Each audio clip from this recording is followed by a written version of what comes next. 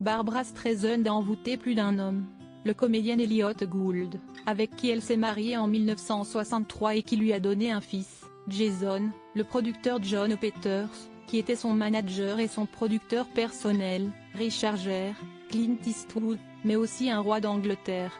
Dans ses mémoires à paraître, intitulé My Name is Barbara, Mon nom est Barbara, l'interprète de Woman in Love a en effet mis en lumière le coup de cœur de Charles III pour sa personne, selon les informations du Sun. Une fascination qui serait née au moment où le fils d'Élisabeth II étudiait à l'université de Cambridge et aurait décrit alors la célébrité comme étant d'une beauté dévastatrice et ayant un grand sex appeal. Rien que ça.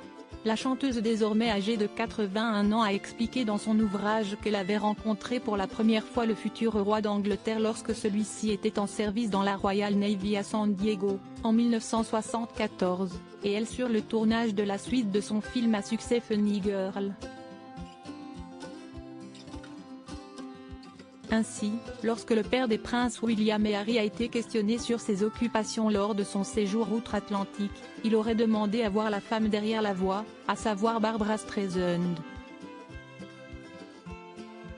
Nos deux protagonistes se sont donc finalement rencontrés, comme l'a confié dans son livre celle que l'on surnomme Babs. Le fait est que le prince Charles et moi-même sommes timides, mais nous avons tout de même réussi à établir un lien, ce qui s'est avéré être le début d'une amitié inattendue. Une rencontre dont s'était également souvenu avec émotion l'ancien époux de Lady Diana sur les ondes d'une radio anglaise, comme l'a rapporté le magazine Elle en 2021, je n'oublierai jamais son talent éblouissant et effervescent, ainsi que la vitalité et l'attrait unique de sa voix et de son talent d'actrice. Supérieur à le roi Charles III, qui sont les femmes de sa vie? J'aurais pu être la première vraie princesse juive. Barbra Streisand et Charles III se sont revus à plusieurs reprises. Celui qui partage désormais la vie de Camilla Parker Bowles a par exemple convié la chanteuse à l'aura envoûtante dans sa résidence royale située dans le Gloucestershire. Nous sommes devenus amis, et il m'a invité à Highgrove, où j'ai participé à une collecte de fonds pendant un week-end. C'était ainsi souvenu celle qui a obtenu pas moins de 51 disques d'or aux États-Unis lors d'un entretien avec le journaliste britannique Ross Key. Après cette nouvelle rencontre, la chanteuse a même reçu un délicat présent, un bouquet de fleurs d'un fan qui s'appelle Charles.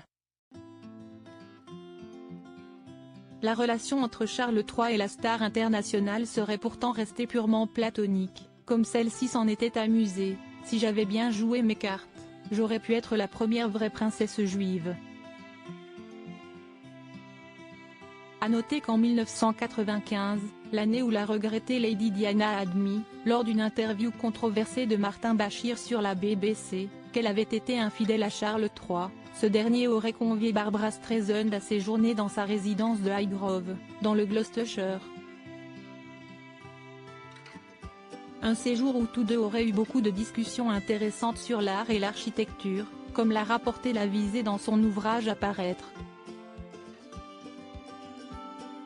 Article écrit en collaboration avec 6 Médias Crédit Photo, agence.